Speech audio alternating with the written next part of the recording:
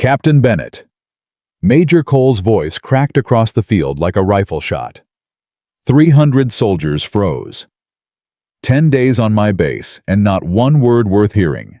So let me ask you something in front of everyone standing here. What exactly does an intelligence officer bring to a battlefield that a real soldier can't? She didn't blink, didn't straighten, didn't reach for composure, because she had never lost it. The reason you're still alive to ask that question, sir. The field went absolutely silent. Nobody laughed. Nobody breathed. Major Cole stared at her. And somewhere in the back of his mind, something shifted, though he didn't know yet how completely or at what cost. The morning started the way all Fort Sentinel mornings started. Before the sun fully cleared the eastern ridge, 300 soldiers were already moving. Boots hitting packed earth, equipment checks snapping through the dry Arizona air. The low mechanical sounds of a base that never fully slept, waking itself into another day of controlled pressure. Major Nathan Cole stood at the front of the formation, the way he always stood, back straight, jaw set, eyes moving across the ranks with the slow, deliberate assessment of a man who had spent 22 years reading soldiers the way other people read books. He knew this formation. He knew every face in it. He knew which men would hold under pressure and which ones would fold at the first sign of real contact. He knew, or believed he knew, everything he needed to know. That confidence was not arrogance. Not exactly. It was the product of 22 years of being right. 22 years of battlefield decisions that held up under scrutiny. 22 years of building a reputation that made young officers straighten their posture just at the sound of his footsteps. Major Cole had earned his certainty. But certainty, when it calcifies, stops being a strength. He let his gaze settle on the second row. Captain Olivia Bennett stood exactly where she was supposed to stand. Regulation posture. Uniform pressed correctly. Eyes forward. Everything about her was technically correct, which was precisely what bothered him. Because technically correct and genuinely present were two entirely different things, and over the past 10 days, every time Major Cole had looked at Captain Bennett, he could not shake the sensation that she was somewhere else entirely, watching something no one else could see, turning over calculations no one else had access to. She had transferred to Fort Sentinel 10 days ago with a service record that was remarkably thin for her rank and age. 29 years old. Captain. Intelligence specialist. The record said she had served. It said she had been effective. It gave dates and locations that were partially redacted, and unit designations that meant nothing to anyone outside specific clearance levels. It mentioned commissions without specifying what they were for.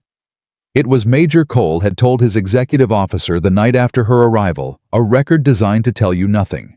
And that bothered him more than anything else. In his world, strong officers had stories. They had records. They had the kind of history that preceded them, the name you recognized before the face walked through the door. They had reputation, and reputation was the currency of military leadership. You trusted a person proportionally to how much you knew about where they had been and what they had survived. Captain Olivia Bennett had given him nothing. In 10 days on base, she had attended every briefing, every formation, every training session, and had offered exactly nothing unsolicited. She asked questions occasionally, careful, specific questions that sometimes made the person answering them pause and reconsider their own answer, which was its own kind of unsettling, but she volunteered nothing. No war stories, no dropped names, no casual mentions of what she had been doing before she arrived. She ate in the mess hall with whoever happened to be sitting nearby. She responded when spoken to. She smiled at appropriate moments. She completed every assigned task on time and without complaint, and she watched. That was the thing Major Cole could not resolve.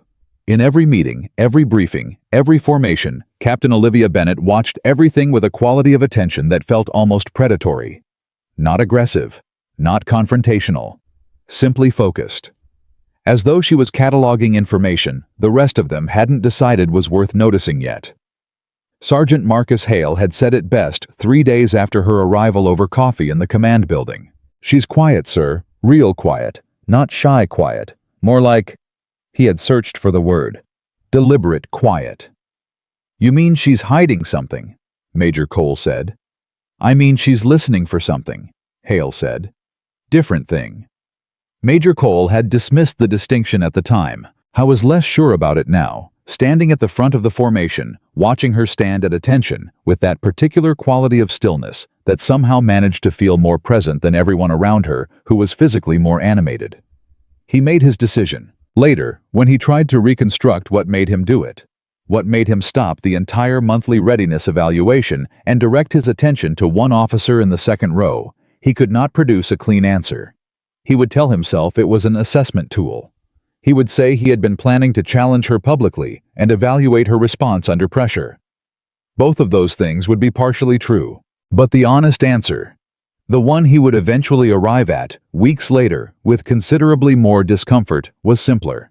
She bothered him. She bothered him because he could not read her.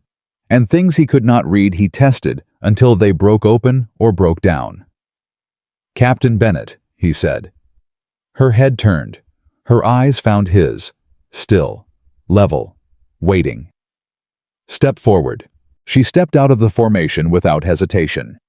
Moved to stand 3 paces in front of the line facing him across the morning air. 300 soldiers adjusted their attention in the small instinctive way that humans do when something shifts from routine to significant. Nobody moved. Nobody breathed particularly loudly. "You've been with us 10 days, Major Cole said. His voice carried easily across the field, not shouted, simply projected the practiced voice of a man accustomed to being heard. "I've watched you in 3 briefings, 2 planning sessions, 1 training exercise, and 4 consecutive morning formations." He paused. "I don't know you, Captain." "No, sir," she said. "You don't." There was nothing defiant in it. No edge, no challenge. It was an agreement spoken the way a person states a fact about weather. Some of the soldiers shifted almost imperceptibly. That was not the answer they'd expected. Most junior officers, under this kind of public attention from Major Cole, either went rigid with formality or went slightly apologetic. Olivia did neither. She simply agreed with him and waited for what came next. "In my experience," Major Cole said, starting to move slowly along the front of the formation, "the officers who don't make themselves known early are one of 2 things. They're either absorbing everything they can before they act, building a real picture before they commit, or they're hiding behind silence because they don't have anything worth saying." He stopped, looked at her directly. "Which are you, Captain?" The silence lasted exactly 3 seconds. Long enough for several soldiers to conclude she didn't have an answer. Then she said, "Sir, I'd like to answer that question with a different question if you'll permit it." He raised an eyebrow. "Go ahead." In those 3 briefings, 2 planning sessions, and 1 training exercise, did the decisions made in those rooms reflect complete information? The silence went a shade deeper. Major Cole studied her face. Nothing moved in it. She was not being clever for the sake of cleverness. She was not performing confidence. She was asking the question the way a doctor asks about symptoms, because the answer actually mattered to her. "Explain what you mean," he said. "The convoy route modification proposed in the Tuesday planning session," she said. "The decision was made on the assumption that the secondary access road had been cleared by the engineering team. It hadn't been. The clearance was delayed 14 hours. Nobody in the room had that update because the communication went to the logistics channel instead of the command channel. The decision held, but it was made on incorrect information." Major Cole said nothing. "I flagged it in a written note to Lieutenant Garza," Olivia continued. "He corrected the record before it became operational. I didn't raise it in the room because it was early enough that the written channel was sufficient. But the answer to your question, sir, is that I'm the kind of officer who tracks the information that falls between channels, because that's where missions break." The field was completely silent. Major Cole was aware with a particular kind of acute precision of 300 sets of ears and eyes, all pointed in his direction, waiting for his response. He had been about to make an example of her. He had been prepared to use this moment to demonstrate something to his soldiers about the hierarchy of battlefield competency, experience over theory, action over analysis. He had a mental script for how this exchange would go, and it had already departed from that script so completely that he had to reorient before he spoke. "Lieutenant Garza," he said without raising his voice. From the formation. Garza stepped forward. 27 years old, sharp, reliable. "Sir. Did Captain Bennett send you a written note regarding the Tuesday convoy route briefing?" A brief pause. "Yes, sir. She flagged a communication gap in the logistics to command relay. I corrected it before it reached the operational planning stage." Major Cole nodded once. Garza stepped back. The information hung in the air. Captain Bennett had, without mentioning it to anyone, without seeking credit, and without disrupting a single meeting, caught a data error that could have sent a convoy down an uncleared road. And then she had done nothing with that information except route it quietly to the right person. No announcement, no visibility, no leverage. Major Cole looked at her for a moment. Then he reset.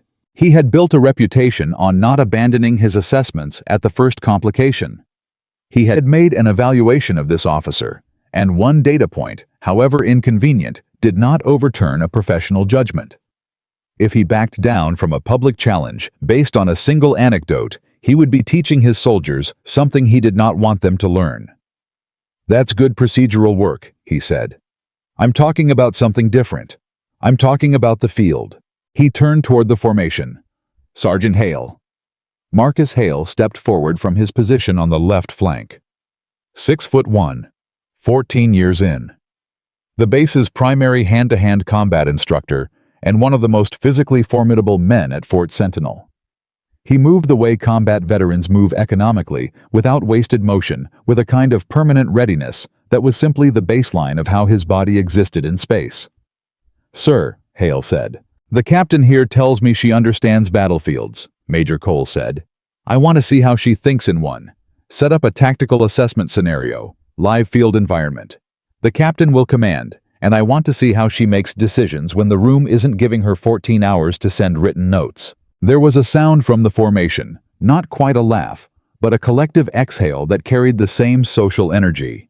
The message was clear. Written notes and analysis reports were one thing. Standing in a field with a timer running and 300 people watching was another. Hale looked at Olivia.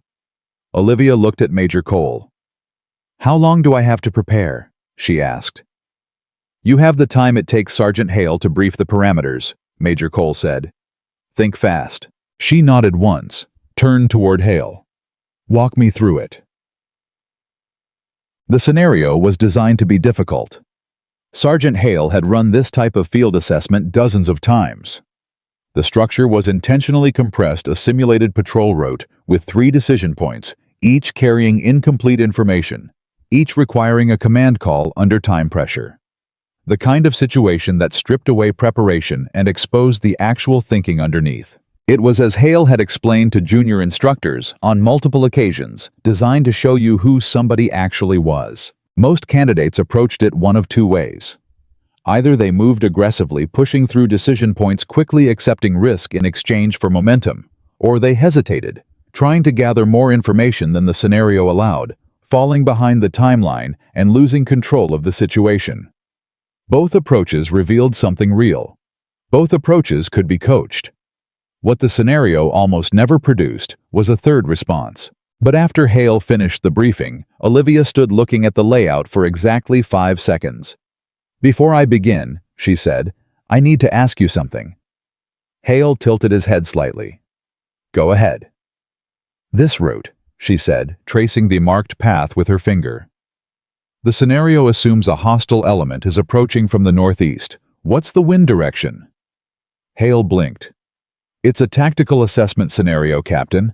Wind isn't a variable." "Wind is always a variable," she said, not argumentatively, just factually.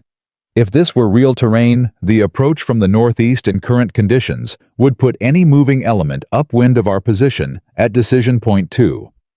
Our detection range extends significantly. Either the hostile approach vector is wrong, or the timing parameters need to be adjusted, or the scenario is designed to test whether the commander notices an environmental inconsistency before committing to a defensive posture." She looked at him. "Which is it?" Hale stared at her for a moment. Then he said very quietly, Nobody's asked that before. Is the scenario testing environmental awareness? A pause. It's testing decision-making under pressure. Environmental awareness, she said, is decision-making under pressure. One decision that doesn't account for wind gets people killed in real contact. I'm asking because the answer changes how I deploy at decision point 2. Hale looked at her for a long moment. Then he looked at Major Cole, who was watching from 12 feet away with an expression that had become carefully neutral. Hale said, "The scenario includes wind as a variable. Northeast approach is accurate. Adjust accordingly." Olivia nodded. "Then I'm ready." She ran the scenario. 300 soldiers watched. At decision point 1, she made a conservative call, slowed the patrol, rotated the formation slightly east, that looked to most observers like she was being cautious. Several soldiers exchanged the kind of sideways glances that communicate a shared opinion without anyone having to say it aloud. Sergeant Hale said nothing. At decision point 2, the hostile element appeared. In the scenario's parameters, the timing was designed to create a reaction gap. The commander would have approximately 8 seconds to make a deployment call before the situation degraded. Olivia had already moved her formation into a position that turned the 8-second window into 20. Because of the wind. Because she had asked the question. At decision point 3, the final assessment. The moment that determined mission outcome, she was already ahead of the scenario's design timeline by 40 seconds. She had not rushed. She had not taken shortcuts. She had simply seen 2 moves ahead at every decision point because she had started with complete information. Instead of the partial picture, the scenario's design assumed commanders would accept. When it ended, Hale stood quietly with his assessment clipboard for a long moment. Then he walked to Major Cole and said in a voice low enough that only the 2 of them could clearly hear, "Sir, I need to tell you something." Major Cole looked at him. "She ran the cleanest sequence I have ever seen on this assessment." Hale kept his voice level. "I've run it 231 times. That is not an exaggeration. I keep the records." He paused. "She's the first person who has ever asked about the wind." Major Cole said nothing. The formation was perfectly, almost unnervingly still. Olivia was standing at parade rest, looking at nothing in particular, waiting. Major Cole walked toward her. He stopped at a distance of about 4 feet and looked at her the way he looked at situations he was still processing. "Where did you serve before this assignment?" he said. "That's partially classified, sir." "What part isn't classified?" A beat. 3 deployments, she said. 2 of them in environments where signals intelligence was the primary tool for avoiding contact.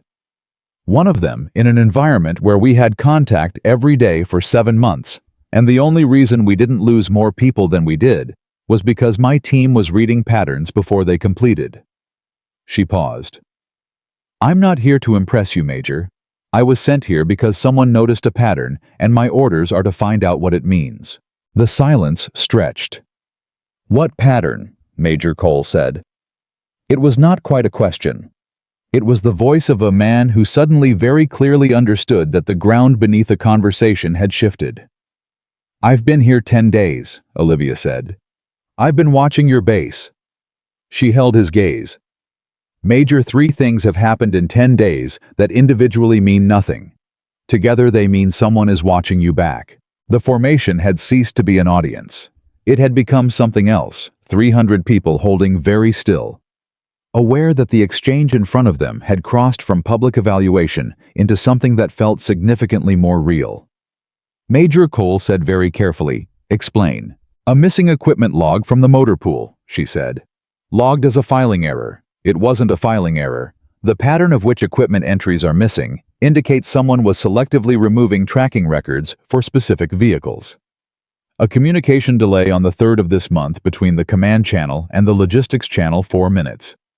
That delay has a signature that matches a relay splice, not a standard server lag. And a security door that was opened during the 0200 shift change on day 7. The access record shows a valid credential. The credential belonged to a soldier who was on leave at the time." She stopped. The field was absolutely quiet. "Individually," she said, "these are administrative problems. Together, they are the beginning of a preparation pattern. Someone is learning this base. They're learning your schedules, your response protocols, your communication vulnerabilities. They're doing it carefully and slowly so that nothing looks significant until you step back far enough to see all three at once. Major Cole stared at her. When he finally spoke, his voice had changed in a way that the soldiers around them could hear, but would have had difficulty articulating. The authority was still there. The command presence was still there. But something had shifted underneath both of those things. "How long have you had this?" he said. "I had the first piece on day 3, she said. "I had enough to form a hypothesis by day 7. I have enough to be confident now." "Why didn't you report it immediately?" She held his gaze. "Because the pattern isn't finished," she said. "Whoever is doing this is still learning. If I report it too early before I understand what they're building toward, we make a defensive move that tells them we saw them, and they adjust. We lose the chance to understand what the actual target is." She paused. "I needed more time." "And do you have enough now?" A long, careful pause. "I have enough to know that the convoy scheduled for Thursday needs to be reviewed before it leaves this base." The words landed in the silence of the formation, like something physical. 300 soldiers. The morning sun fully up now. Major Nathan Cole, 22 years of battlefield command, and absolute certainty about the hierarchy of strength and leadership, standing in front of a 29-year-old intelligence officer who had spent 10 days in his base doing something he had entirely failed to recognize or account for. He looked at her for a long moment. Then he said quietly to Sergeant Hale, "Get me the convoy operational plan. Full documentation. Command room. 20 minutes." Hale moved immediately. Major Cole looked back at Olivia. His expression was something she had seen before, not frequently, but often enough to recognize it. It was the expression of a very capable person, arriving at the edge of a situation. They had not been tracking and understanding for the first time how much had been happening without them. "Captain Bennett," he said. "Sir. I want your full analysis, everything you have, tonight." "It'll be ready," she said. He nodded once. Then he turned back to the formation and spoke in his normal command voice, precise and unhesitating, redirecting the evaluation back into its regular structure. But as the formation broke back into its routine flow, Sergeant Marcus Hale fell briefly into step beside Olivia as they moved toward the command building. He said very quietly without looking at her, "You knew from the beginning, didn't you?" It wasn't a question. She didn't answer immediately. Then she said just as quietly, "I knew enough." The question was whether the right people would listen before it mattered. Hale was silent for a moment. Then he said, "You asked about the wind." "I always ask about the wind," she said. They walked the rest of the way to the command building without speaking. Behind them, 300 soldiers moved back into the familiar structure of their training day. The assessment officially over the evaluation forms being filled out with the standard metrics that the morning had been designed to measure. But something had changed on that field. Something small and structural and significant. The way a single load-bearing element shifting can change the weight distribution of an entire building without anyone outside seeing a single visible crack. Major Nathan Cole walked ahead. Both. His pace. Unchanged his posture. Unchanged his bearing. Carrying 22 years of absolute command authority exactly as it always had. But for the first time in a very long time, he was thinking about something other than what he already knew. He was thinking about what he had missed. And in the back of his mind, beneath the operational calculations already organizing themselves around the Thursday convoy and the incomplete information, he was only now realizing he'd been operating on for 10 days. There was a question he could not yet fully form, but could feel taking shape. Not who is she? He already understood that the answer to that question was considerably more than his initial assessment had allowed. The question forming was quieter and more uncomfortable than that. It was, how many other things have I been wrong about?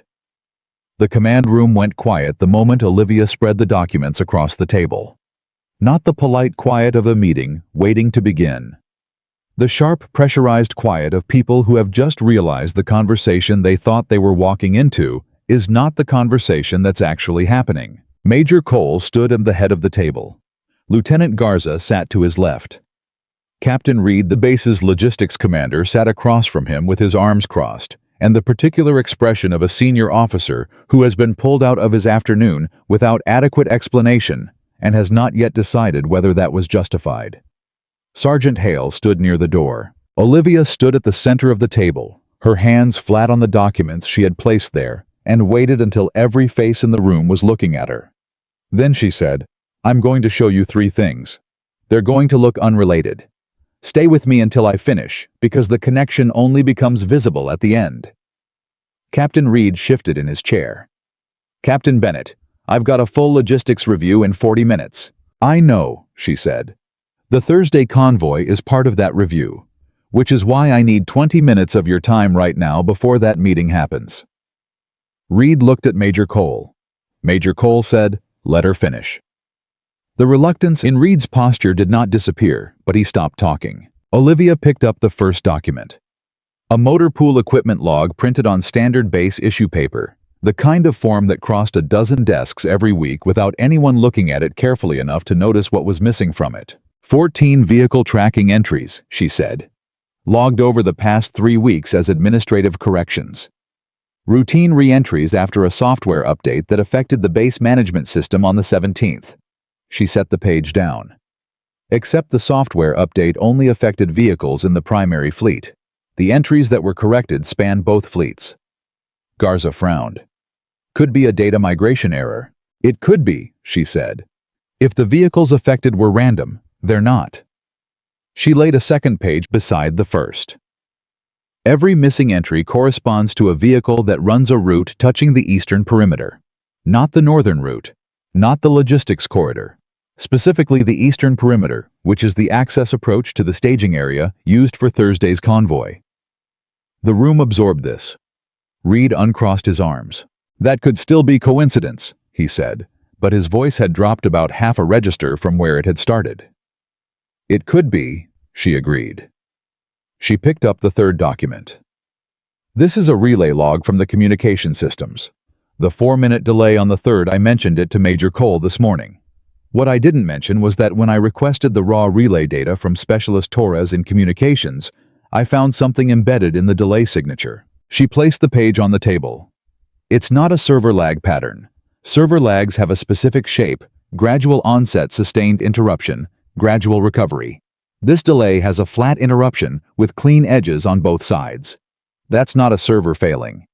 That's a signal interruption with a defined start and stop. Someone put something in the line that pulled 4 minutes of traffic and then released it." Garza was leaning forward now. "You're saying someone intercepted our communications. I'm saying someone tapped the relay and read 4 minutes of command channel traffic," she said. "Whether they intercepted it in real time or copied it for later analysis, I can't tell yet. But the interruption is deliberate." Silence. Major Cole had not moved since she started. His arms were at his sides. His face was completely controlled, but his eyes had the focused quality of a man organizing information, rapidly cross-referencing, recalibrating. "And the credential," he said. "Soldier on leave," she confirmed. "The access record shows his credential used the secondary entrance at 0213 on the 7th.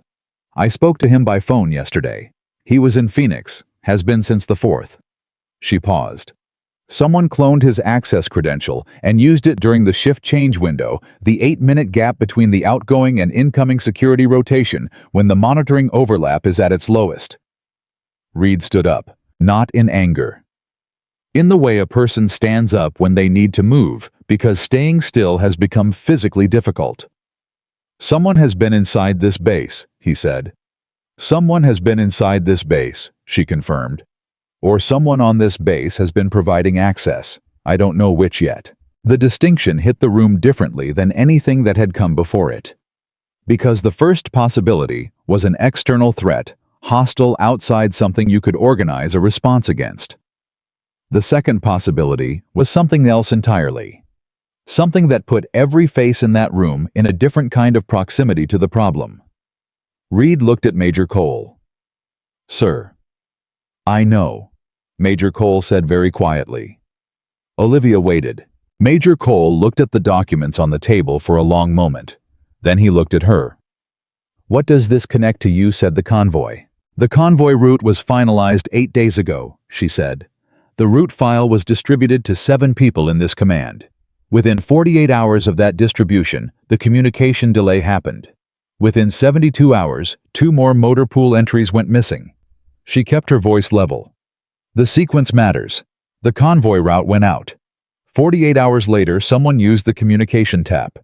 They weren't just learning your base, they were tracking a specific operation. The silence this time was different from all the silences before it. Because everyone in the room understood what she was saying. Someone knew about Thursday. Someone had known about Thursday before most of the people in this room had finished reading the route file. Major Cole moved to the end of the table and looked at the documents. He was quiet for long enough that Garza shifted uncomfortably in his seat. Then he said, "How certain are you?" "The individual elements have alternative explanations," she said. "Together, the pattern has one explanation. That's not a certainty percentage." "No," she agreed. "It's a judgment. My judgment based on what I've seen is that the convoy as currently planned goes down a route that has been studied by someone who knows exactly when and how it will move. I'm not certain, but I'm certain enough that I'm telling you now instead of waiting." Major Cole looked at her for a long moment. Then he looked at Reed. "Suspend the Thursday convoy. Operational hold pending security review. Classified." He looked at Garza. "I want a full credential audit. Every access record for the past 30 days cross-referenced against personnel locations." He looked at Hale. "Physical security sweep of the eastern perimeter. Quiet, not a drill." Each of them moved. Olivia began gathering her documents. "Captain Bennett?" She looked up. Major Cole was still standing at the end of the table. His expression had not become warm. It had become something more complicated than warm. The expression of a person recalibrating information they had already filed and structured, now understanding the filing system was wrong. "How long have you done this kind of work?" he said. 7 years, she said.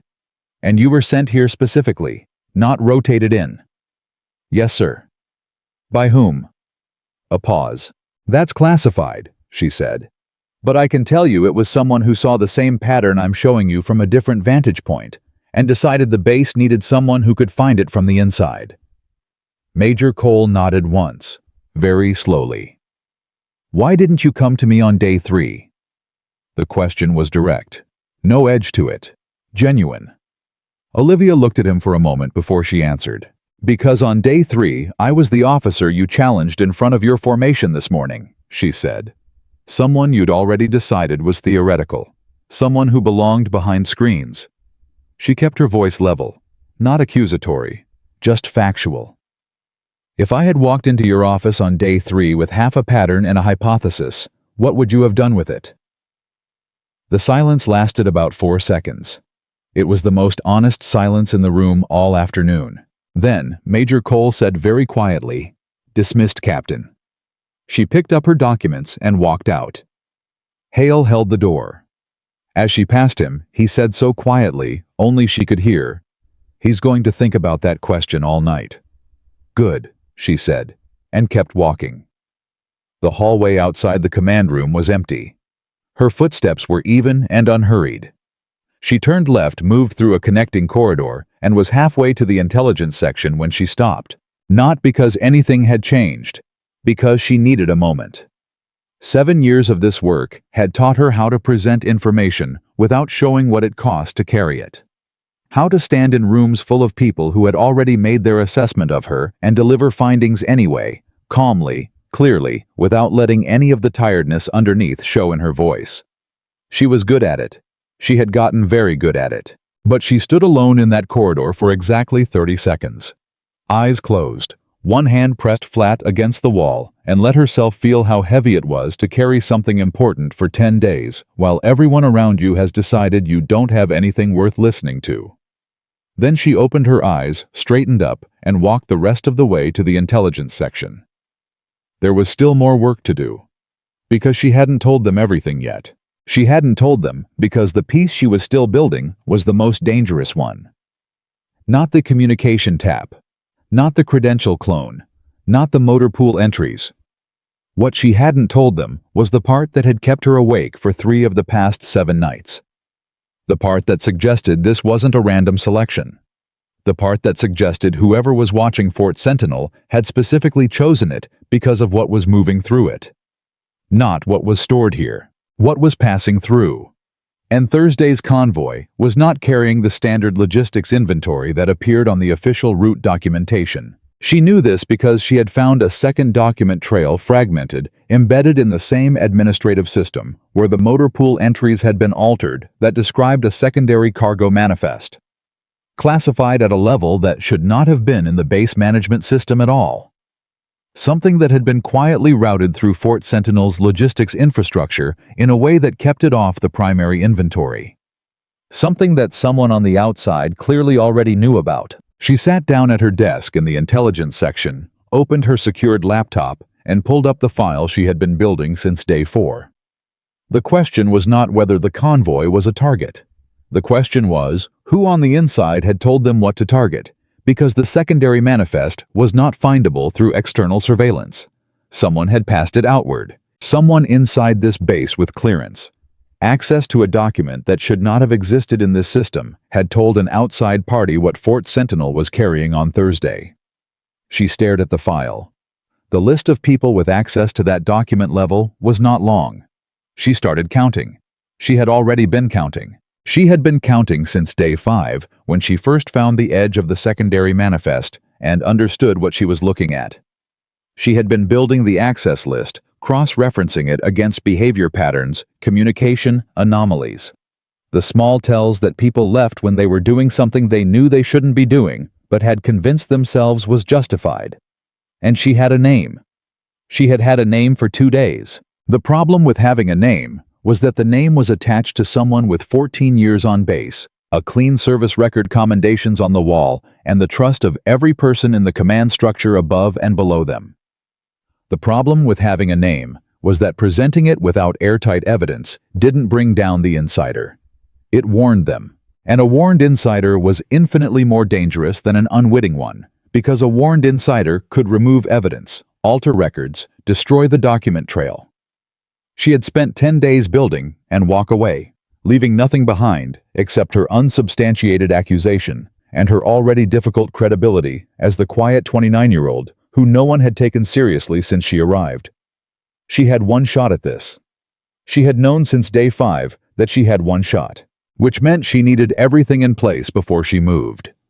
She needed Major Cole to trust her enough to act on her direction without advance notice, which meant she needed today, the formation, the assessment, the command room, all of it to have done its job. She needed the credential audit Garza was now running to surface the access records she had already identified, so that the evidentiary chain came from an official review rather than from her alone. And she needed one more thing. She needed the person she was looking at to make one more move. Because she was close. She was close enough that she could feel it, the particular tightening of a pattern that was almost complete, like watching the last pieces of a shape resolve from noise into signal. But close was not enough. She needed them to move, and she needed to be in the right position when they did. Her phone buzzed. She looked at the screen. A message from a number she didn't recognize. No text, just a file attachment. The file name was a string of numbers that looked like a date and time code. She stared at it. Then she very carefully did not open it. She took a photo of the screen with a separate personal device. She noted the timestamp. She noted the sending number. She placed the phone face down on the desk and opened her laptop. Whoever was inside the base knew she was looking. They had just told her that. The message wasn't information, it was a probe. They were trying to find out whether she was working alone, what channels she was using, and whether she had exposed herself by opening an unidentified attachment on a secured intelligence terminal. She had not opened it. She sat very still for a moment. Then she reached for her secured terminal and typed a message to an address that existed outside Fort Sentinel's communication network. An address that only 2 people in the world had. The message was 4 words. They know I'm looking. The reply came in 90 seconds. 3 words. Then move faster. She closed the laptop, picked up the phone, looked at the unread message, put it in her desk drawer, locked it, and stood up. She had planned to wait 2 more days. Let the credential audit develop. Let the audit create documentary evidence that would support the access list she had already built.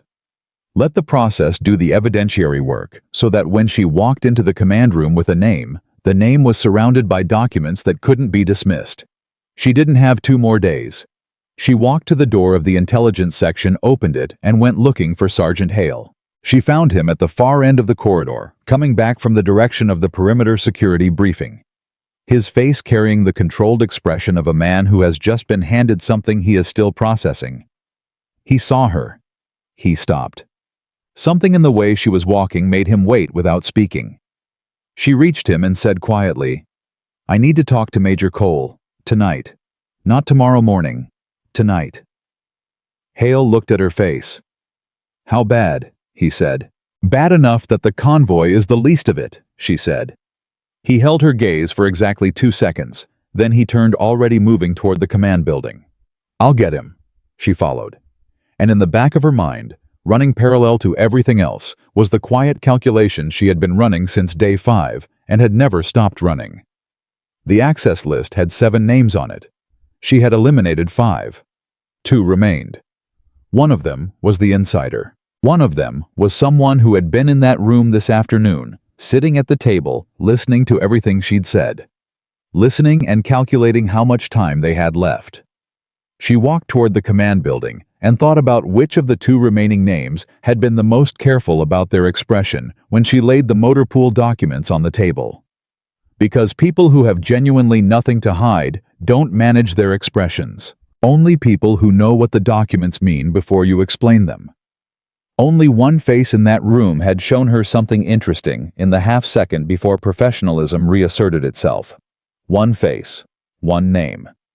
She needed Major Cole to understand in the next 20 minutes, and she needed him to understand without warning the wrong person that she was about to make her move. She walked through the command building door into the flat, pressurized air of a base that did not yet know how close it was to Thursday, and what Thursday was now carrying, and what it meant that someone on the inside had already known about it for longer than she had. The hallway stretched ahead of her. At the far end, Major Cole's office light was on. She kept walking. Major Cole was on the phone when Hale knocked. Through the office door. Olivia could hear the clipped, one-sided cadence of a conversation that was not going well. The kind of call where a senior officer is receiving information that requires him to stay controlled, while everything in him wants to react. She heard him say, "Yes, sir, understood. I'll have a report within the hour." Then silence. Then the specific sound of a phone being set down with more deliberateness than necessary. Hale knocked again. "Come in." They entered. Major Cole was standing behind his desk, not sitting. His jacket was on the back of his chair. That was the only visible sign that the conversation had cost him something. He looked at Olivia. "I just got off the phone with Colonel Hartwell," he said. "The credential audit Garza ran it flagged something. He's already escalated it upward." He paused. "You should have come to me earlier." "I know that now," she said. "That's not good enough." "No, sir," she agreed. "It isn't. But I need you to hear what I'm about to tell you before you decide how angry to be about the timing." He stared at her for a long moment. Then he gestured toward the chair across from his desk. "Sit down." She remained standing. "I'd rather not. What I'm about to tell you is the kind of thing that's harder to say sitting down." Something shifted in his expression. Not softened. Sharpened. "Talk," he said. She told him about the secondary manifest. She told him carefully in the specific sequential way she had organized it in her own mind over the past 6 days. The fragmented document trail, the administrative system where it shouldn't have existed, the cargo description that corresponded to no official inventory she had access to, and the conclusion that someone with very high clearance access had quietly moved something significant through Fort Sentinel's logistics chain without it appearing on any standard documentation. She told him all of it. And then she watched his face while she told him, because that was the other thing she had been waiting for. Major Cole listened without interrupting. His expression stayed controlled, but control is not the same as neutral, and she was watching for the thing underneath the control, the specific quality of a person receiving information they did not already have versus a person receiving information they are pretending to hear for the first time. When she finished, the room was very quiet. "What was in the manifest?" he said. "I don't have full access to the classification level," she said. "What I can tell you is that it's not standard logistics cargo, and it's not military equipment. Based on the document fragments I found, the cargo moving through Thursday's convoy has intelligence value, significant intelligence value." "To whom?" "That's the question," she said. "And whoever is watching this base already knows the answer, which means someone here told them." Major Cole put both hands flat on his desk. "You're telling me we have an insider," he said. "I've believed that since day 5, she said. "The communication tap, the credential clone, the motor pool entries. Those could theoretically be external penetration. But the secondary manifest is different. The document exists inside a system that has no external network interface. You can't find it from outside this base. Someone inside found it and passed it out." "Do you have a name?" The question came fast, faster than she expected. She looked at him. "I have 2 names remaining on my access list," she said carefully. "I've eliminated 5. I have not fully confirmed which of the remaining 2 is responsible. Give me the list." "Sir, give me the list." "Captain Bennett." His voice had gone quiet in the way that she now understood was more serious than when it was loud. She held his gaze. "If I give you that list right now, and you approach either of those people before I've confirmed which one, the one who is responsible will know we're closing in. They will sanitize everything. They will destroy the document trail I've spent 10 days building. We will have nothing except my analysis and an access log that a competent defense will dismantle in 10 minutes. She kept her voice level. "I need 48 hours. "We don't have 48 hours if the convoy is already suspended. You did that this afternoon. The convoy threat is contained." She leaned slightly forward. "The insider is not contained. The insider is still here, still has access, and as of approximately 2 hours ago, they know I'm looking." Major Cole went very still. "How do you know that?" She told him about the phone message, the unidentified number, the file attachment, the probe, the 4-word message she had sent out, and the 3-word reply that came back. His expression changed in a way she had not yet seen from him. Not anger, not the controlled authority she had been watching all day. Something rawer than that. "You have an outside contact," he said. "I have a handler," she said. "This assignment was not a standard rotation. I told you that. I was placed here because someone outside this base identified an anomaly and needed someone inside to find it. My handler is the person who identified the anomaly. They do not have a formal role in this command structure, and I cannot tell you who they are at this classification level, but they are not a threat, and they have been read in from the beginning." The silence was thick enough to have texture. Major Cole looked at her as though he was making a decision. A real one. The kind that has consequences. "Who sent you here?" he said. "Not your handler, the actual authority." "What office signed the transfer order?" A pause. "Joint Intelligence Operations," she said. "The Fort Sentinel anomaly was flagged 9 weeks ago. The transfer was structured to look routine. It was not routine." Major Cole sat down. Not because he was tired. Because the information required a different posture. He said nothing for a long moment. Then he said, "You've been running a counterintelligence operation inside my base for 10 days without telling me." "Yes, sir." "Without telling me," he repeated. Not louder, just with more weight behind each word. "The operational parameters required compartmentalization until I had sufficient evidence to brief the base commander without triggering a response from the insider," she said. "If you had known on day 1, you would have acted differently. Small behavioral changes, the way you looked at certain people in meetings, the questions you asked, the decisions you delayed. None of it intentional. All of it visible to someone who was already watching you carefully." She paused. "You would have warned them without knowing you were doing it. And for the first time since the morning formation, what she saw in his face was not authority or challenge, or the specific guarded quality of a man being careful about what he showed. What she saw was something more honest than any of that.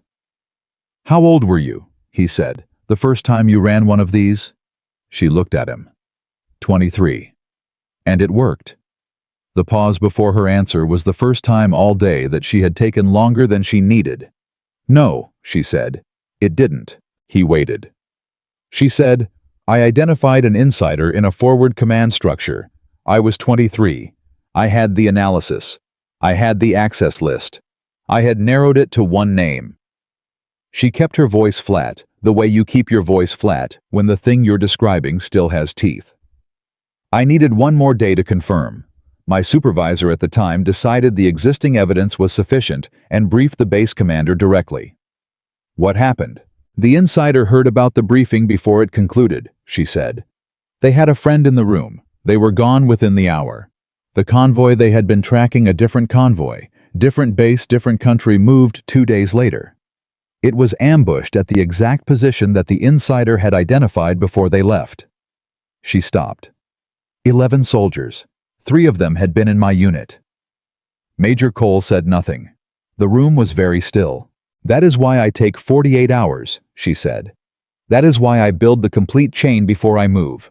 That is why I stayed quiet for 10 days on your base while people decided I was theoretical." Her voice remained level throughout. "Because being right is not enough. I learned that when I was 23. Being right at the wrong moment in the wrong sequence without the right evidence in the right hands, it costs people their lives, and it cost you the rest of your career trying to figure out how to live with that." Major Cole was quiet for a long time. Hale, who had been standing near the door since they entered and had said nothing, was also very still. Then Major Cole said, "You have 36 hours, not 48, 36. "That's enough," she said. "And you brief me every 12, no exceptions." "Agreed. And the 2 names on your list." He stopped, looked at her directly. "You said the person who is responsible would know you're closing in if I approach either of them." "Yes, but you're the one who's been in meetings with both of them," he said slowly. "You've sat in the same rooms. You've watched them receive the same information." A pause. "You already know which one it is, don't you?" The silence that followed was about 3 seconds long. "I have a strong suspicion," she said. "I'm not prepared to call it a confirmation. But you're going to look me in the eye and tell me you have a strong suspicion and not give me the name. I'm going to look you in the eye and tell you that the last time I moved on a strong suspicion before confirmation, 11 people died," she said. "So yes, I'm not giving you the name, not yet." Major Cole looked at her for a long moment. Then he said, "Get out of my office and go confirm it." She nodded once, turned toward the door. "Captain Bennett." She stopped. "The soldier who lost people in that ambush," he said. "She came back and kept doing this work." A pause. "Yes," she said. "Why?" She didn't turn around. "Because the alternative is that I leave and someone less careful takes my spot," she said. "And then it happens again, and someone else learns what I learned, and it costs them 11 people, and they have to figure out whether to come back." She let a beat pass. "I already know the answer to that question. It seemed inefficient to make someone else find it." She walked out. The door closed behind her. In the corridor, she stopped moving and stood for exactly 4 seconds with her eyes closed, letting the weight of that conversation settle into the place where she kept all the other weights that didn't go away, but that you learned to carry without letting them change your posture. Then she opened her eyes and started walking. She had 36 hours. She had a name she couldn't say yet, and she had one move left to make before the person with that name realized they were not going to have enough time to run. The intelligence section was empty when she got back to it. Everyone had been cleared out for the credential audit. Garza's team had pulled access records from 3 separate systems, and the section was currently classified as an active review zone, which meant she had the room to herself. She sat down, opened her secured laptop, pulled up the file she had been building since day 4. The 2 remaining names sat at the top of the document. Captain Reed, Logistics Commander. 14 years. Access to the convoy route, the logistics system, the communication channels. Present in the command room this afternoon when she laid every piece of evidence on the table. And Lieutenant Garza. 27 years old. Intelligence support. Access to the credential systems, the base management network, the exact channels she had identified as compromised. Also present this afternoon. She had eliminated 5 people over 10 days. 5 people who had been on the access list, who she had watched, whose behavior she had tracked, whose communication patterns she had cross-referenced, and who had cleared. 2 remained. She had been calling it a suspicion for Major Cole's benefit. In her own mind, she had been calling it something closer to certainty for the past 18 hours. But certainty in her own mind and evidence that would hold were 2 different things, and the distance between them was exactly the distance between doing this right and doing this the way she had done it at 23. She stared at the screen. Her phone buzzed. A different number this time. One she recognized. One of the people on the base who knew she was here for reasons that went beyond a standard rotation. The message was 2 words. Check communications. She switched windows. Opened the base communication monitoring interface she had been given access to on day 2. A read-only view of metadata, not content, that let her see communication patterns without reading anyone's private messages. She found what she was looking for in 40 seconds. At 21:43 hours, 12 minutes ago, a communication had been routed from a base terminal through a personal device relay. Not through the standard base channels. Through a secondary path that used the base's network as a carrier, but routed the actual content through an external address. The terminal was in the logistics section. She sat very still. The logistics section was Captain Reed's operational domain. She looked at the timestamp. 21:43 hours. The command room meeting had ended at approximately 2100 hours. 43 minutes ago. Reed had been in that meeting. He had heard everything she said. He had heard the convoy was suspended, the credential audit was running, the security sweep was live. And within 43 minutes of walking out of that room, a communication had gone out from his section through a covert relay channel to an external address. Her suspicion became confirmation. She didn't feel satisfaction. She felt the specific, focused clarity of a person who has been moving toward something for a long time and can now see it completely. She picked up her phone and called Hale. He answered in 2 rings. Bennett. I need you to locate Captain Reed, she said. Quietly. Don't approach him. Don't speak to him. I need to know where he is right now. A pause. You have your confirmation. I have enough, she said. Where is he? Give me 2 minutes. She waited. 90 seconds. Hale came back. He's in his office. Door closed. Light on. Is there anyone with him? His admin clerk left at 2100. He's alone. Keep eyes on that door, she said. Don't let him leave without calling me. Don't approach. Don't knock. Just watch. Copy. She ended the call. Stood up. The next move was the one she had been designing for 6 days, and it required precision because a man who had already sent 1 communication to an external contact in the past 43 minutes was a man who was calculating his options. A man calculating his options would be watching for the approach. He would be looking at who came near his door, who called his phone, whether the base security patterns had changed since the command meeting ended. She could not walk to his office. Not directly. She needed him to come to her. She sat back down at the laptop and opened the base communication system. The same metadata interface.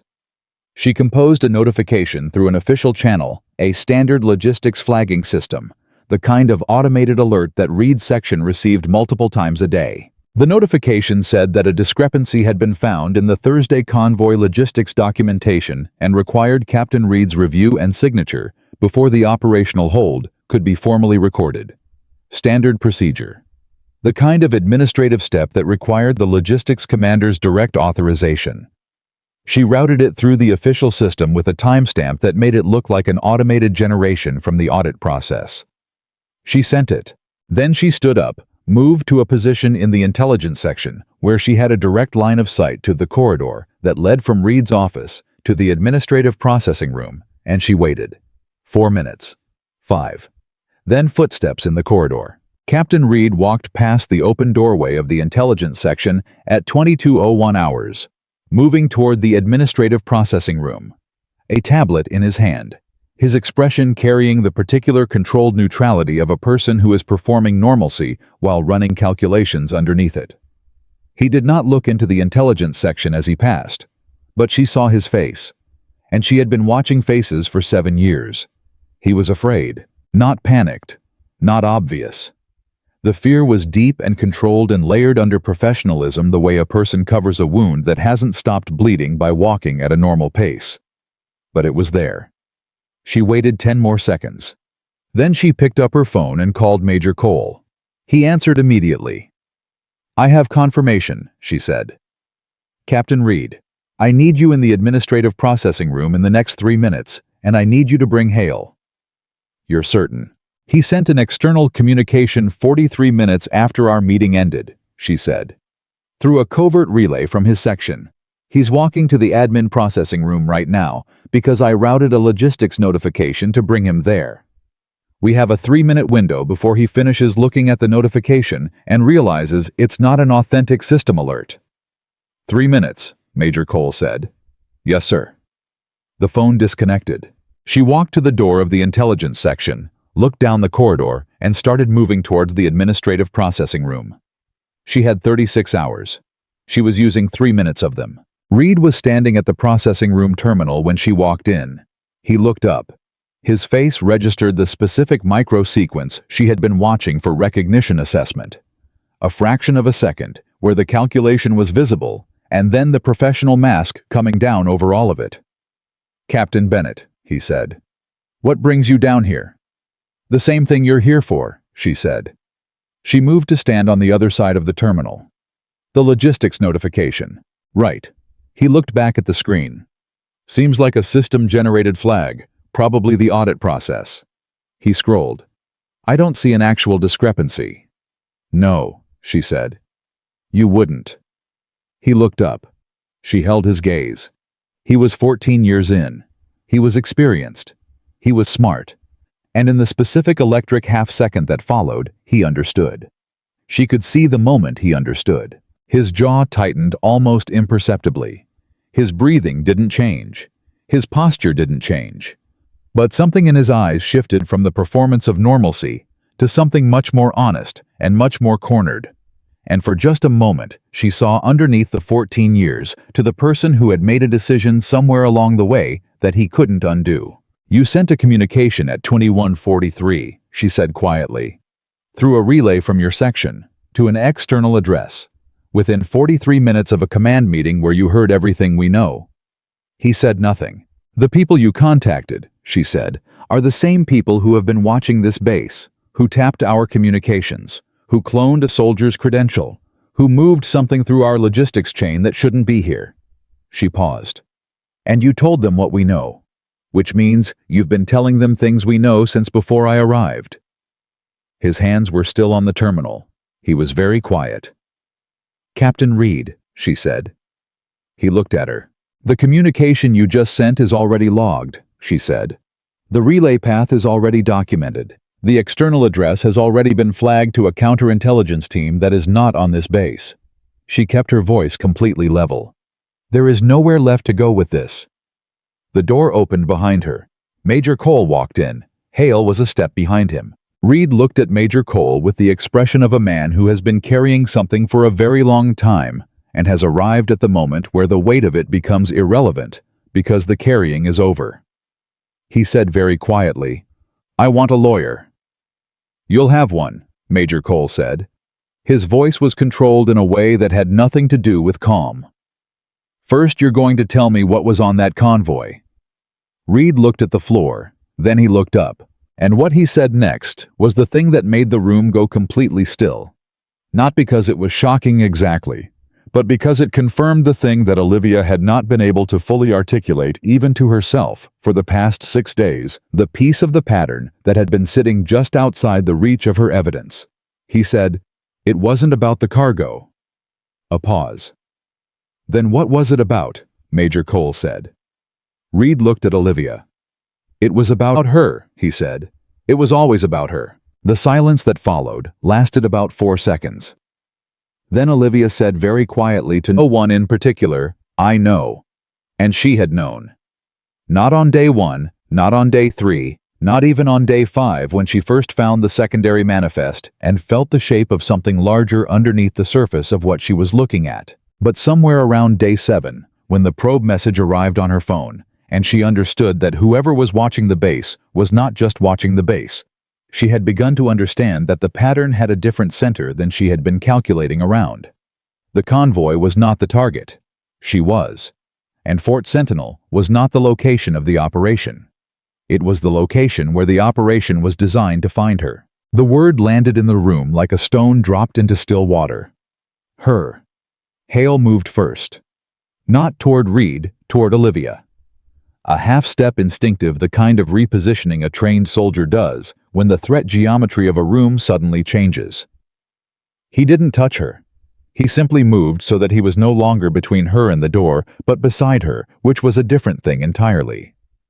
Major Cole had not moved at all. I was looking at Reed with the expression of a man who has just discovered that the map he has been navigating by is not a map of the territory he is standing in.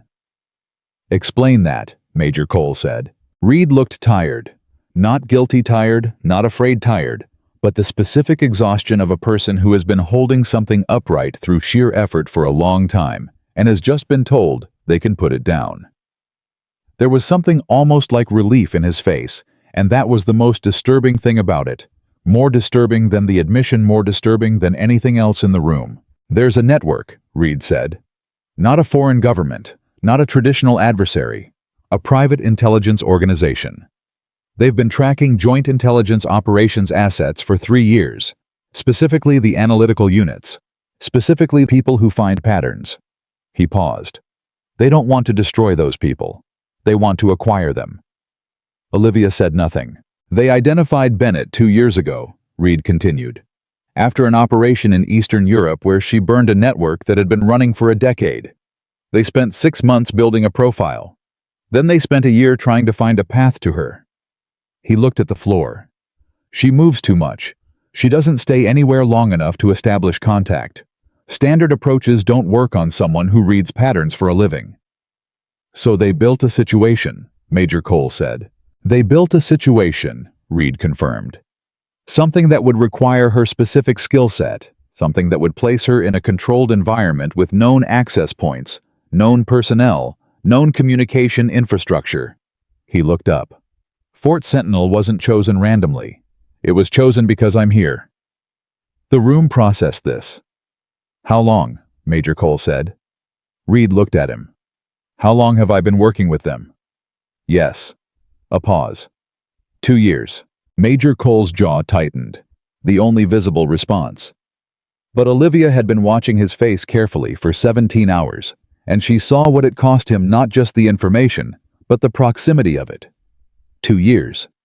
A man he had worked with, trusted, whose professional judgment he had relied on, whose commendations he had signed. 2 years. "They approached me in Brussels," Reed said.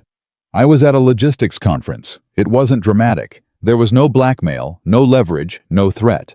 They presented it as a consulting relationship. Analytical support. Information about base logistics infrastructure. The kind of thing that isn't classified, but isn't public.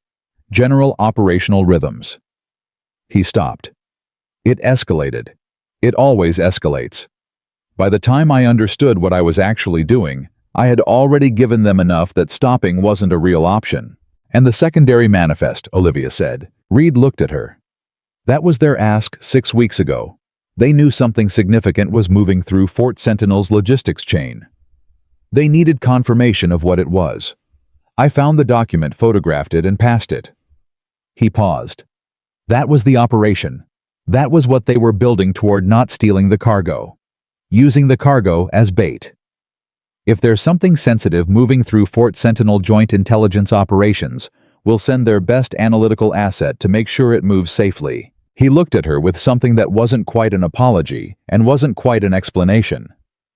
"They sent you," he said. "And that was exactly what they wanted."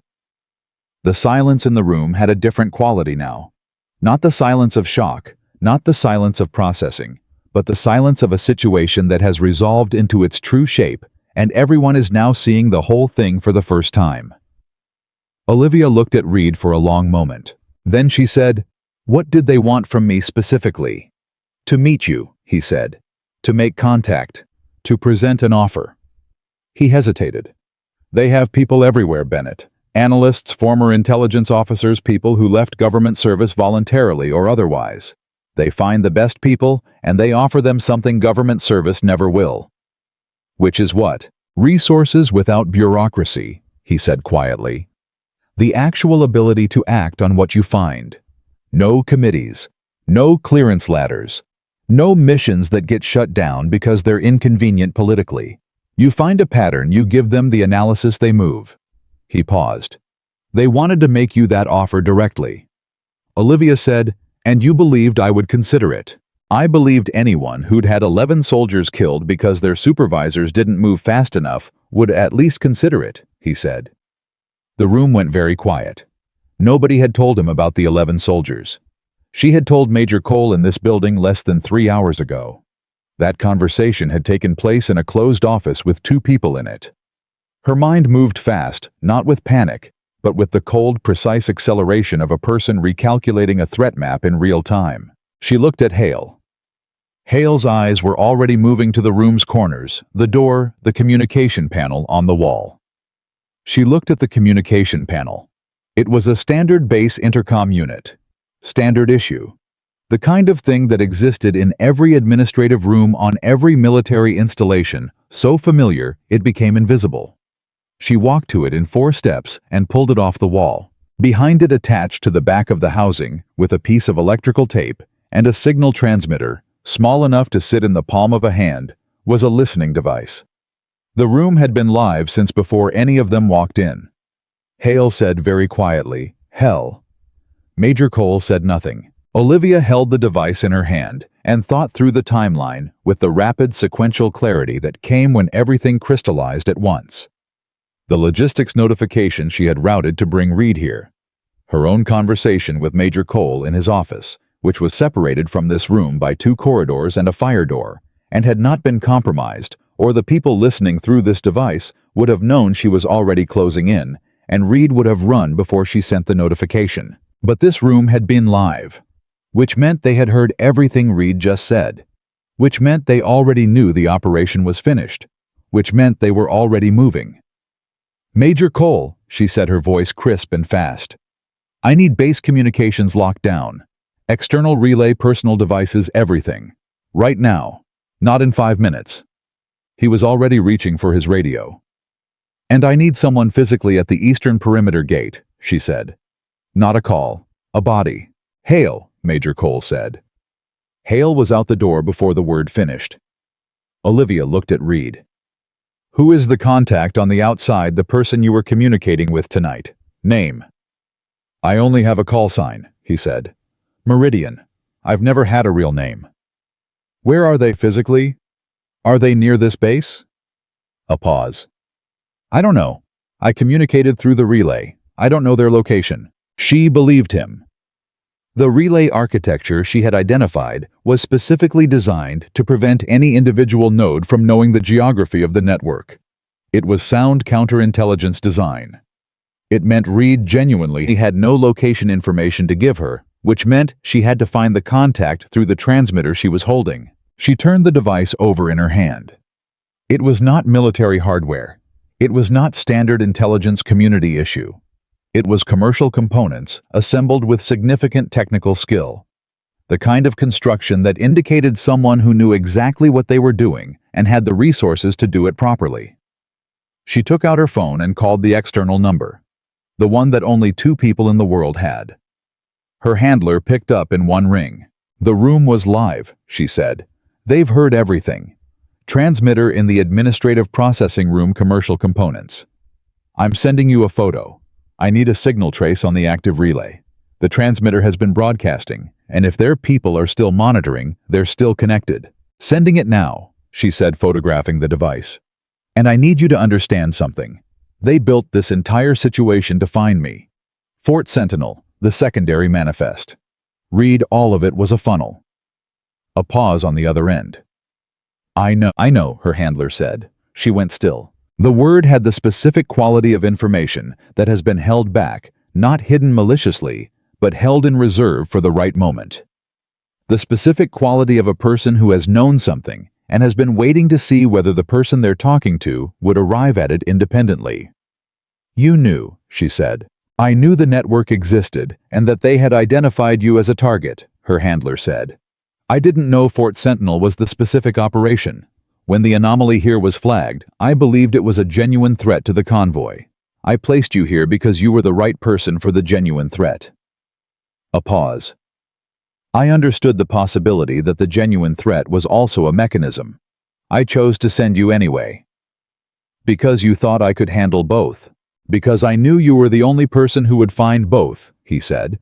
A different analyst finds the convoy threat and misses the second layer entirely. You were always going to find it. She processed this. You could have told me, she said. If I had told you that you might be the actual target, you would have spent your first 3 days looking for evidence that the operation was aimed at you, instead of building the evidentiary foundation from the bottom up, he said. You would have been looking for the answer instead of finding it. And you needed to find it, because finding it is what makes it airtight. She stood very still. She was not angry. Not exactly. She was something more complicated than angry, the specific experience of a person who has been used as a precision instrument by someone who genuinely believed that was the right decision and was probably correct. The transmitter, she said. I have the photo. Give me 8 minutes. She lowered the phone. Major Cole was watching her. He had heard her side of the conversation. His expression carried the particular quality of a senior officer who is piecing together a situation that is significantly larger and significantly older than the 10 days he has been aware of it. How much did your handler know before you arrived here? He said. Enough to place me here, she said. Not enough to know the specific shape of what I'd find. She looked at him directly. He placed me here knowing I might be the actual target of whatever was operating inside this base. He made a judgment call that the right person to handle that situation was the person the situation was designed to find. Major Cole looked at her for a long moment. That's either very sound thinking or a significant exposure of a joint intelligence asset, he said carefully. Yes, she said. It's both. He absorbed this.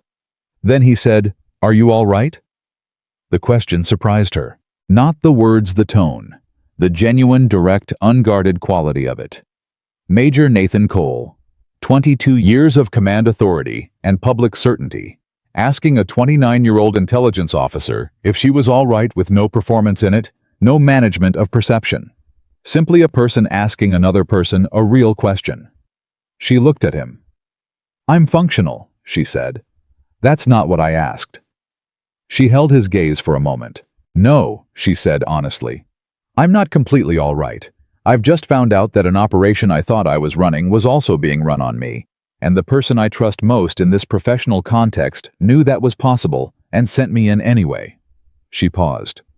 But I'm functional, and functional is what the next hour needs. He nodded. Not the command nod. Something different. Her phone rang. Her handler. The relay is still active, he said. The transmitter is connecting to a signal repeater approximately 4 kilometers east of the base perimeter. From there, it routes through 3 commercial satellites. A pause. The good news is, the repeater has a physical location. The bad news is that by the time we can reach it, anyone monitoring will have moved. Can you identify what traffic went through the relay in the past 90 minutes? She said. Already pulling it, he said.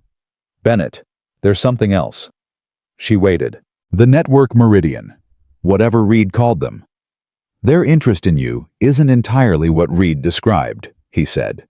His voice had shifted into the careful register of someone choosing words precisely. They don't just want to recruit you. I'm looking at communication fragments from the relay traffic that go back further than tonight.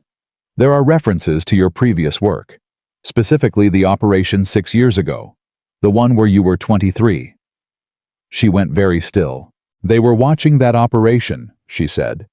They were watching you during that operation, he said. The early termination, the ambush, the 11 soldiers. A pause. Bennett, there are fragments here that suggest the early termination of that operation wasn't your supervisor acting on incomplete evidence. There are fragments that suggest someone interfered with the information chain. Someone who wanted the insider in that situation to run before you could confirm. The room tilted slightly. Not literally, but the specific internal sensation of a load-bearing assumption giving way. Someone protected the insider 6 years ago, she said. Someone protected their assets 6 years ago, he said. The insider in that operation wasn't an isolated case. They were connected to the same network, and the network let 11 soldiers die to protect one asset and burn the operation. He paused. Which means you've been carrying the weight of that outcome for 6 years for something that was done to you, not by you. She stood in the middle of the administrative processing room with the listening device still in her hand and said nothing. Reed was watching her from across the room. He had heard enough of the call to understand some of what was being said, and his expression had changed. The tired resignation had been replaced by something more complicated, the look of a person who has been part of a structure and is only now at the end beginning to understand the full dimensions of what the structure was built on. Major Cole was watching her too. She became aware that her hand was not entirely steady. She steadied it. "I need that traffic analysis," she said into the phone. "Everything from the relay. I need documentation of the interference 6 years ago, whatever fragments you have. I need it in a format that's legally admissible to a military tribunal." A pause. "And I need you to start the process for a full network takedown. Not just the Fort Sentinel operation, the whole structure." "That's a significant escalation," her handler said. "They killed 11 soldiers to protect an asset 6 years ago," she said. "And tonight, they were ready to burn this base to make contact with me. That's not a network that stops." Her voice was completely level. "That's a network that needs to stop existing." A pause. "I'll make the calls," her handler said. She put the phone in her pocket. She looked at Reed. "The operation 6 years ago," she said. "Did you know about the interference?" He met her eyes. "Not until tonight. I swear to you." She studied his face. She believed him. Not because she needed to believe him, not because it was easier to believe him, but because the information structure she had built over the past 10 days was detailed enough that she could cross-reference his behavioral patterns against the timeline, and nothing in those patterns suggested he had known that specific piece. He had known he was part of something that had hurt people. He had not known how far back it went, or how deliberately. That was not forgiveness. It was not exoneration. But it was something she filed accurately, the way she filed everything. "You cooperate completely," she said. "Every contact, every communication, every ask they made, every piece of information you gave them, every detail in writing under oath." "Yes," he said without hesitation. "And you start tonight," she said. "Not tomorrow morning. Tonight." He nodded. Major Cole said, "I'll have Garza set up a secure debrief room." He was already reaching for his radio. Then he stopped, looked at Olivia. "The formation this morning." She looked at him. "I stood in front of 300 soldiers and questioned your competence," he said. Out loud, in public. He was not making excuses. He was not managing the conversation toward a particular outcome. He was simply looking at her and saying a true thing. "I had already decided what you were before you said a word." "Yes," she said. "I was wrong." "Yes," she said again. "I don't say that frequently," he said. "I know." She held his gaze. "I've been watching you for 10 days. Something shifted in his face. A micro-expression she wouldn't have caught in the first 8 days, something that might in a different context have been the beginning of a smile. "I'm aware," he said. "Major Cole," she said. "Yes." "The question you asked me in your office, why I came back after the operation that failed." She paused. "You asked it because you were deciding whether to trust me with the 36 hours. Whether to let me work instead of pulling the operation from me." He said nothing, which was its own answer. "You gave me the 36 hours, she said. "Even though every instinct you had this morning told you I was theoretical. Even though everything about how I work looks different from how you work." She paused. "That took something. I want you to know I noticed." He was quiet for a moment. Then he said, "Go finish it." She moved toward the door. "Bennett?" She stopped. "The 11 soldiers," he said. "That wasn't your failure. You understand that now." She stood with her hand on the doorframe.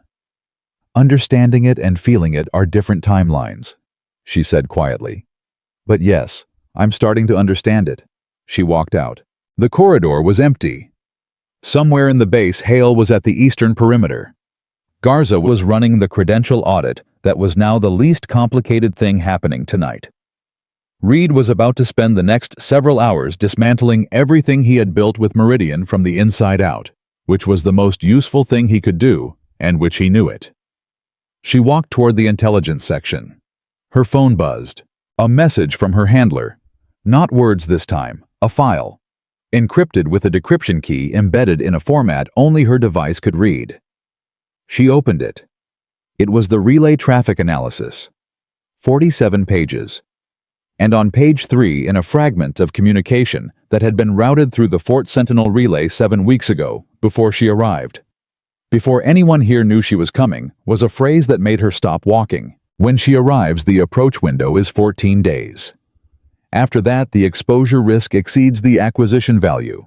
If she hasn't been contacted by day 14, terminate the Fort Sentinel operation and rotate assets. She was on day 10. She had 4 days remaining in their window, which meant that if she had moved slower, if she had taken the full 36 hours Major Cole had given her, if she had waited for the documentary evidence to fully develop, instead of acting on confirmation tonight, the network would have begun pulling out of Fort Sentinel before she could close the operation. She stood in the empty corridor and absorbed this. Her handler had placed her here, knowing she might be the target. He had given her a situation that required her specific skills to navigate, knowing that those same skills would be tested by a timeline she didn't know existed. And she had moved fast enough. She had moved fast enough because 10 days of carrying the weight of 11 names had taught her that waiting for perfect certainty was a luxury that real situations did not provide. She had moved fast enough because Major Cole, the man who challenged her in front of 300 soldiers, had trusted her with 36 hours and the authority to use them. She had moved fast enough because Hale had watched a door without asking why, and because Garza had corrected a logistics record without needing to know what it meant, and because 300 soldiers had stood in a formation that morning and watched something happen that none of them fully understood yet. She put the phone in her pocket and kept walking. There was still work to do. The network was not finished. Meridian was larger than Fort Sentinel, older than tonight, more complex than one insider and one listening device and one compromised relay. Taking it apart completely would require weeks of coordinated effort across multiple intelligence jurisdictions.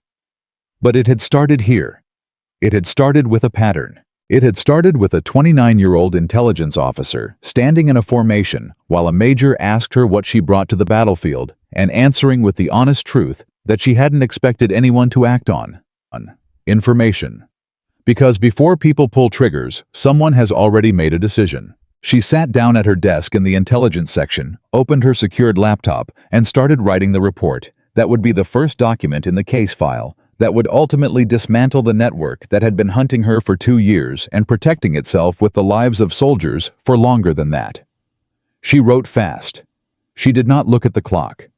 She had 4 days remaining in their window, and she intended to use every one of them. She wrote until 0340 hours. 47 pages of relay traffic analysis. 14 months of Reed's documented communications with Meridian. The complete evidentiary chain from the motor pool entries through the credential clone, through the communication tap, through the listening device, in the administrative processing room. The interference pattern from 6 years ago, reconstructed from the relay fragments her handler had pulled, and cross-referenced against the original operation file she had carried in classified storage for longer than she wanted to admit. All of it documented. All of it sequenced. All of it formatted for legal admissibility before a military tribunal. She sent the completed file at 0341 and sat back in her chair. The intelligence section was still empty. The base outside was in its overnight rhythm. Reduced personnel. Minimal movement. The specific quiet of a place that does not fully sleep but breathes more slowly in the dark. Her phone buzzed. Her handler. She answered without speaking. "It's good work," he said. "The Tribunal Authority has been notified. Joint Intelligence Operations has formally opened a network investigation. The relay traffic gives us enough to move on 3 external nodes tonight." A pause. "You did it, Bennett." She said nothing for a moment. Then she said, "You knew I was the target." "I knew you might be," he said. "There's a difference." "Not from where I'm standing." He was quiet. "You made a decision," she said. "I understand the logic of it. I'm not calling you wrong. But I need you to hear me say that you made a decision that put me in a situation without giving me the information I needed to protect myself. And that is something I'm going to remember." "I know," he said. "Good," she said. "Now tell me about the 3 external nodes." He told her. 1 in Germany. 1 in Singapore. 1 in a location she was not cleared to know yet, which meant it was somewhere that required a different conversation at a higher level before the name could travel over any communication channel, even an encrypted one. The Germany node was a logistics consulting firm that had been passing cargo intelligence to Meridian for at least 3 years. The Singapore node was a data analytics operation that provided the signal processing infrastructure for the relay network. Both would be rolled up by morning local time. "And the network," she said. "Not the nodes, the network." "Bigger than Fort Sentinel," he said. "You know that." "How much bigger?" "We have identified assets in 11 military installations across 6 countries," he said. "Not all of them are active. Some are dormant people who were approached and agreed, but haven't been activated yet. Some are historical people who have since left the relevant positions." A pause. "But the active network is significant. This is going to be months of work." She absorbed this. "Reads information," she said. "How useful is it?" "Very," he said. "He had more access than we realized. The Meridian contact he knew as Meridian was a senior coordinator, not a field runner. His debriefing is going to open doors that would otherwise take us a year to find." She thought about Reed. About the tired resignation in his face when she walked into the processing room. About the fact that he had said it was always about her before she had given him any indication that she knew the operation's real target. He had carried that. He had carried the knowledge that he had helped build a trap with a specific person's name on it, and he had walked into a room and looked at that person across a terminal and still had to perform normalcy. She didn't forgive him. Forgiveness was a longer process than one night. But she understood that the weight he'd been carrying was not a simple weight. "His cooperation was complete," she said. "I want that on record." "It's already noted," her handler said. She ended the call. She sat in the empty room for 3 minutes. Not thinking about the case. Not running calculations. Just sitting. Then she stood up, put on her jacket, and walked out of the intelligence section toward the corridor that led to the command building. She needed to give Major Cole the completed file before his morning brief. She needed him to have everything before the base woke up, and the day began, and the situation became officially larger than Fort Sentinel. She needed to do one more thing before any of that. She found him in his office. He had not gone to his quarters. She had not expected him to. The light under his door had been visible from the end of the corridor, and when she knocked and he said, "Come in," his jacket was back on, and his desk was organized in the specific way of a person who has been working rather than waiting. He looked at her face as she came through the door. "Done," he said. "Done," she said. She placed the completed file on his desk. 47 pages plus the summary brief she had written last, which was the thing he would actually need for the morning brief, because the 47 pages were for the tribunal and not for a summary of events that needed to be communicated up the chain of command in the next 4 hours. The full documentation, and a summary brief for Colonel Hartwell. He picked up the summary first. "Read it." His expression did not change significantly while he read, which meant he was processing information rather than reacting to it, which was the thing she had come to understand was actually how he operated when the situation was serious. He set it down. The operation 6 years ago, he said. Yes. The interference. Yes. They killed 11 soldiers to protect an asset, he said. Not a question, just a person making sure the words were real by saying them out loud. Yes, she said. And you've been carrying that for 6 years, believing it was a failure of your analysis. She held his gaze. Yes. He was quiet for a moment. Captain Bennett, he said. Sir, I owe you an apology, he said. Not just for this morning, for the framing I brought to this morning. He looked at her directly. I walked onto that field believing I understood the hierarchy of what makes a soldier valuable. I believed I understood it because I've been operating inside that hierarchy for 22 years, and it has served me well, and I had no particular reason to question it. She waited. You have been operating in a world I don't have direct access to, he said. Where the person who saves the most lives is the person nobody sees. Where the work that matters most is the work that never gets a record. He paused. I questioned your value in front of 300 soldiers based on the fact that your record didn't look like mine. That was not a professional assessment. That was a bias I had never examined. She said nothing. I'm examining it now, he said, for the record. She looked at him for a moment. Then she said, Major Cole, in 22 years, how many times have you admitted publicly that you were wrong about something? He thought about it honestly, which she appreciated. Not frequently, he said. Admitting it privately is a different thing than admitting it where the wrong happened, she said. You can tell me in this office what you've examined, but the formation this morning had 300 people in it. He looked at her. She held his gaze steadily, not challenging, not performing, just saying a true thing the way she said all true things directly without flinching, without managing the discomfort of the person receiving it. You're asking me to address the formation, he said. I'm not asking you to do anything, she said. I'm telling you what the difference is between a private recalibration and a public one. You made a public judgment. What you do with that is your decision. Howe was quiet for a long moment. Then he said, Get some rest. I want you at morning formation. She nodded once, walked toward the door. Captain Bennett? She stopped. Did you sleep at all last night? He said. A little, she said. Enough. That's not what I asked either. She looked back at him. No, she said. I didn't sleep. He nodded. She walked out. She had 4 hours before morning formation. She used 2 of them to sleep on the narrow couch in the intelligence section, and 2 of them to wash her face, change into a fresh uniform, and review the overnight updates her handler sent at 0600. The Germany node confirmed the Singapore node in progress. The third node still unspecified, but a coordinated authority structure now in place. Meridian was contracting. She stood in the corridor outside the intelligence section at 0642 and felt something she had not felt cleanly in 6 years. Not victory. Victory was too clean a word for something this complicated. But resolution, the particular sensation of a shape that has been incomplete for a long time, finally showing you its other side. She walked toward the formation field. The morning was cold and clear. The way Arizona mornings are cold and clear.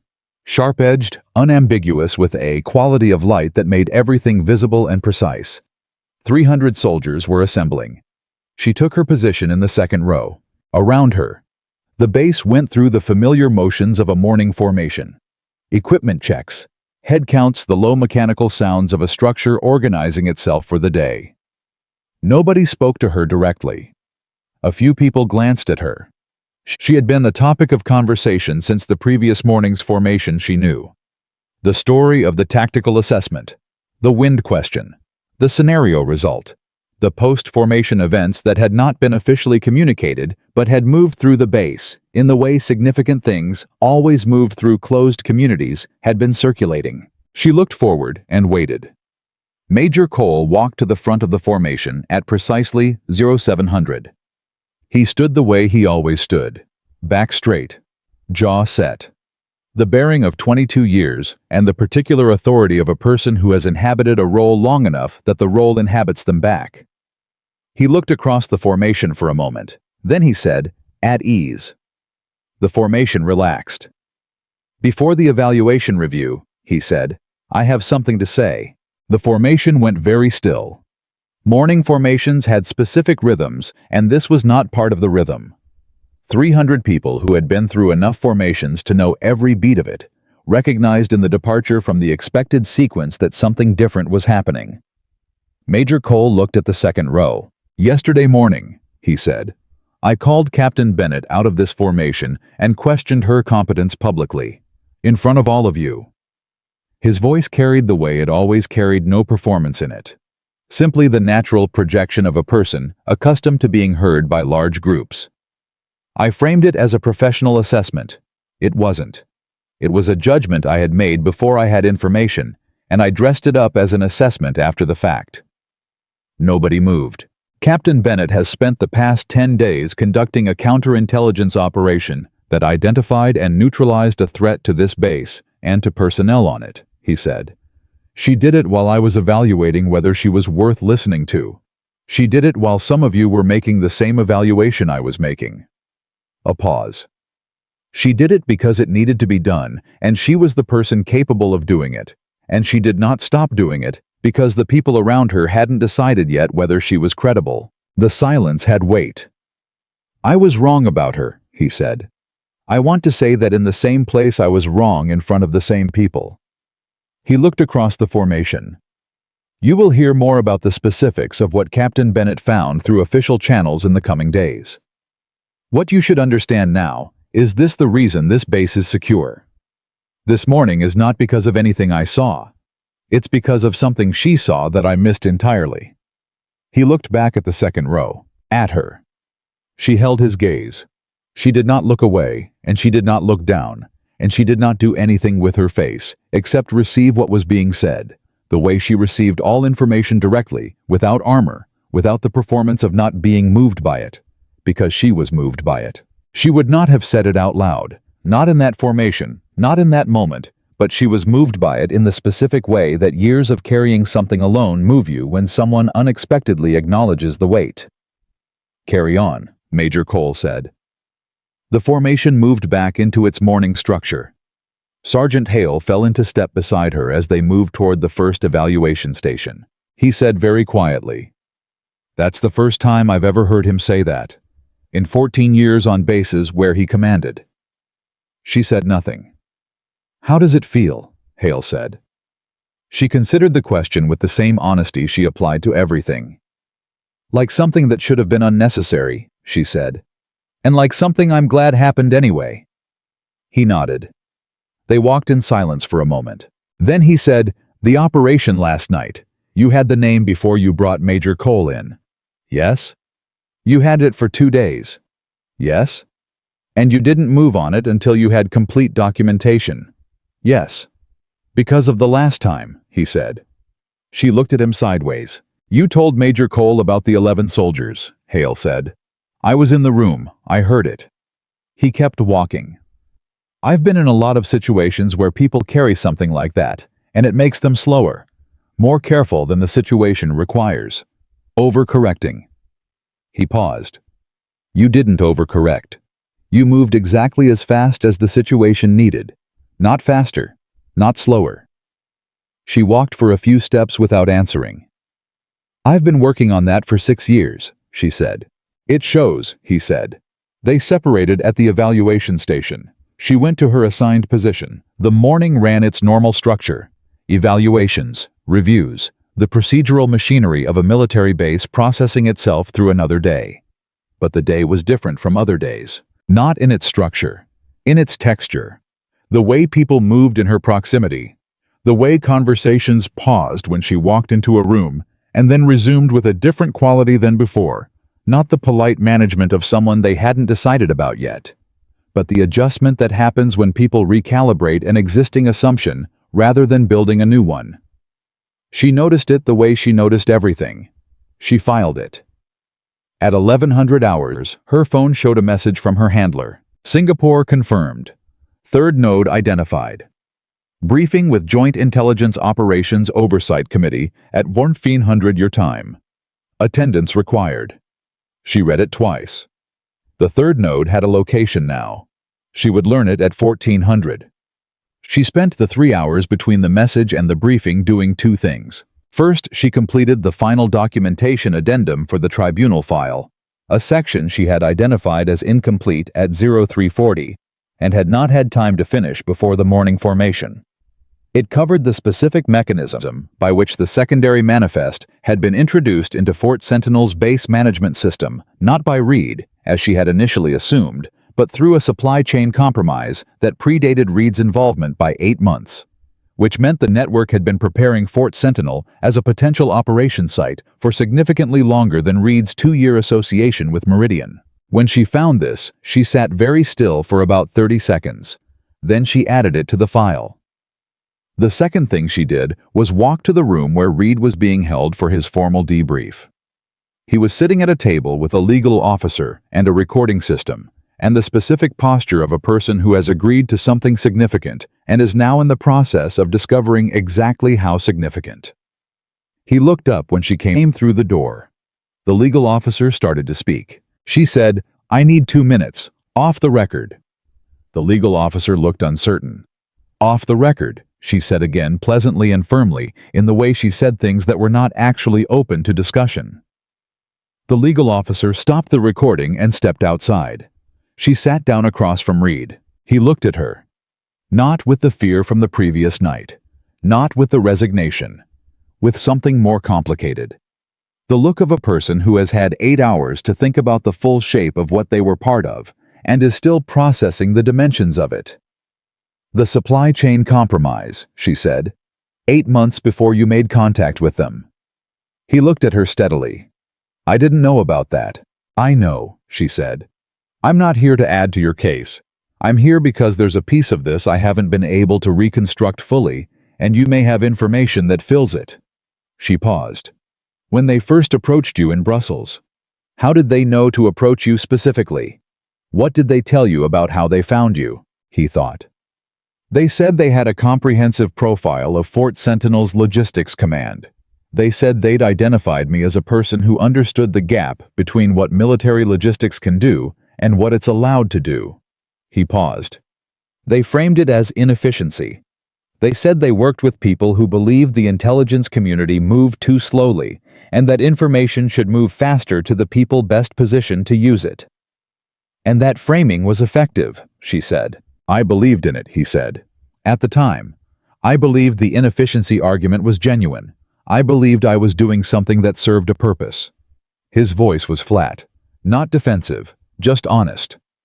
"I understand now that I was being managed, that the framing was designed specifically to appeal to someone with my background and my frustrations." He stopped. "They're very good at finding the right door." "Yes," she said. "They are." She stood up. "Thank you," she said. He looked slightly surprised. "For what?" "For not running last night," she said. "You had time. You could have tried." She held his gaze. "You didn't. That choice is going to matter in how this ends for you." He said nothing. She walked to the door, opened it. "Bennett," he said. She looked back.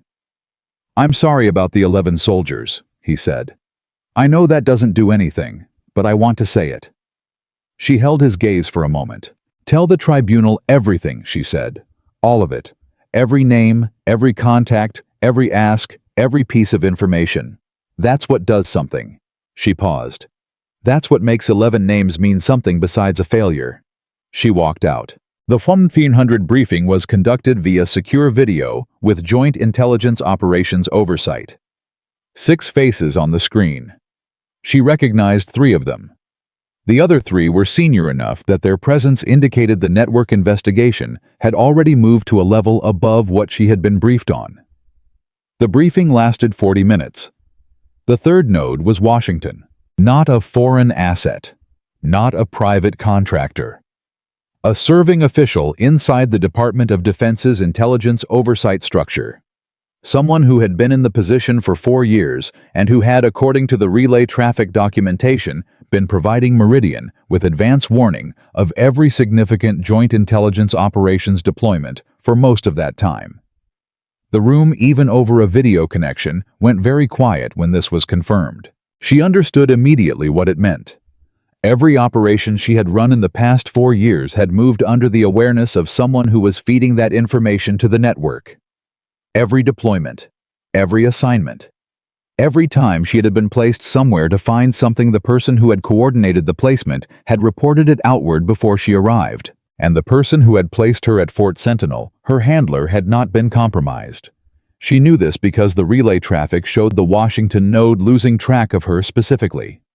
8 weeks ago, when the Fort Sentinel assignment had been routed through a channel that bypassed the normal oversight structure. Her handler had known about the Washington compromise. He had structured the Fort Sentinel deployment specifically to move outside the compromised channel.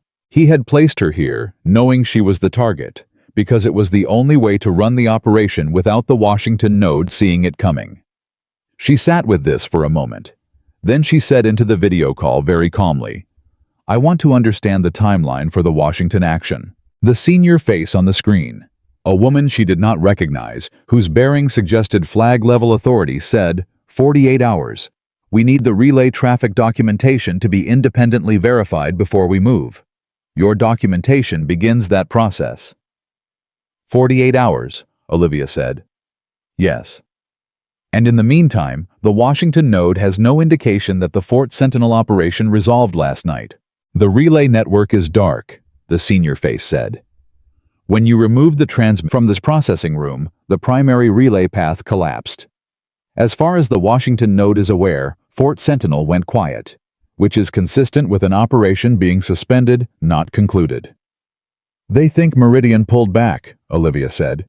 They think the operation is paused, the senior face confirmed. They don't know it's over. Olivia nodded. Good, she said. The briefing concluded. She sat in the now empty conference room for 2 minutes. Then she walked out and went looking for Major Cole. She found him in the command building coming out of a meeting with 2 of his senior officers. He saw her and stopped. The officers continued past. The briefing, he said. How did it go? She told him. Not everything. The Washington node was above his current clearance for the specific case details, but the framework. The network investigation was active. The Fort Sentinel operation had been the pivot point. The documentation she had built over 10 days was the evidentiary foundation for a takedown that was significantly larger than anyone on this base had understood 2 days ago. He listened. He did not interrupt. When she finished, he said, "And you? What happens to you now?" "I'll be reassigned," she said. "When this is fully concluded, probably within the month." He nodded.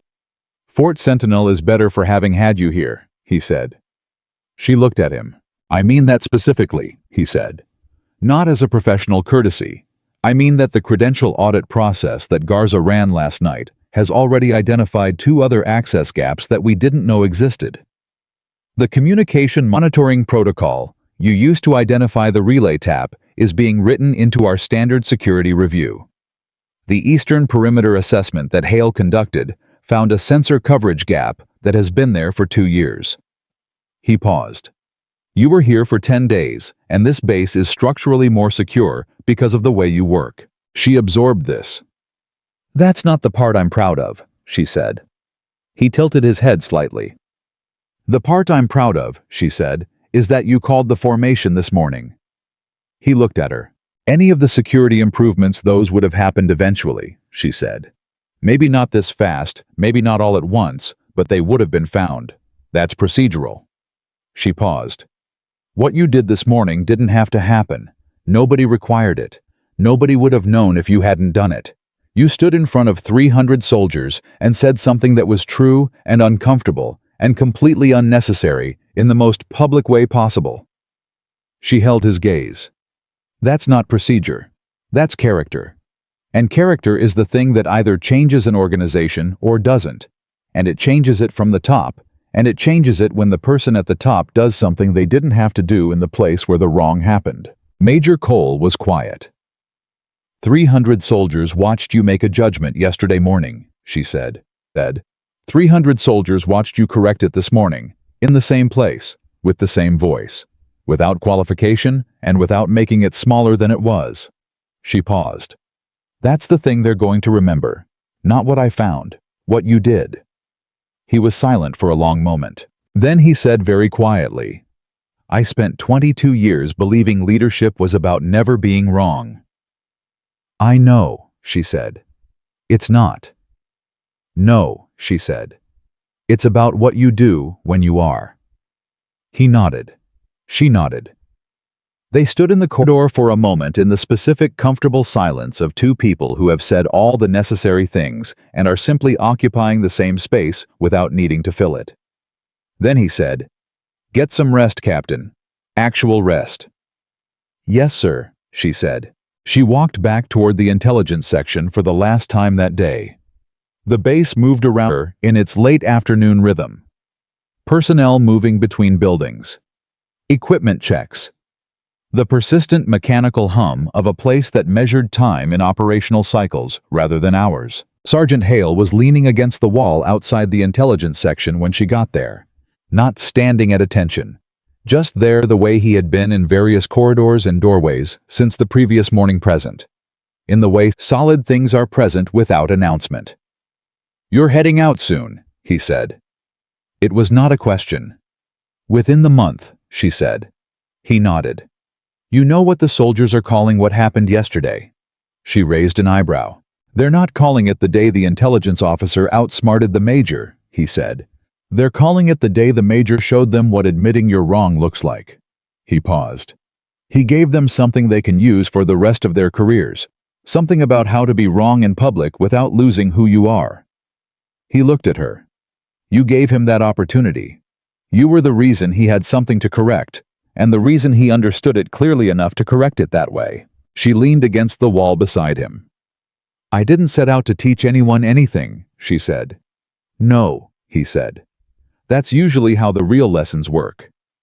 They stood there for a moment. Then she said, "Hale." "Bennett." "Thank you for watching the door last night," she said, without asking why. He looked at her. "Thank you for asking about the wind," he said. She was quiet for a beat. Then she said, "I always ask about the wind." She went inside. She sat at her desk. She opened her secured laptop and looked at the case file for a long moment. 47 pages. The relay traffic. The documentation of the interference from 6 years ago. The deliberate calculated decision to let 11 soldiers die rather than sacrifice one network asset. She thought about those 11 names. She had been carrying them as evidence of her own failure for 6 years. She had rebuilt her entire professional practice around that night, around the lesson she had drawn from it. Move slower, build more evidence, don't expose the operation before the chain is complete. And every single piece of that practice had been right. It had just been built on a foundation that was wrong. She had not failed at 23. She had been betrayed at 23.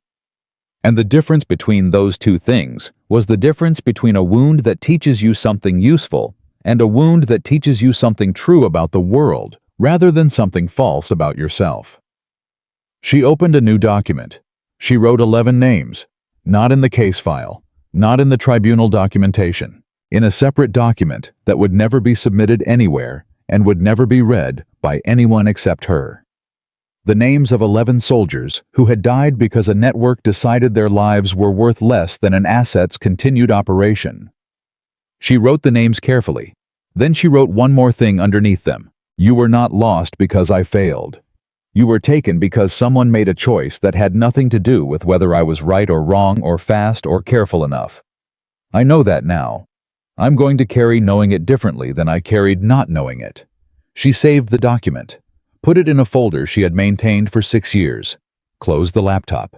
She stood up. She walked to the window of the intelligence section and looked out at the base, the personnel moving through the late afternoon.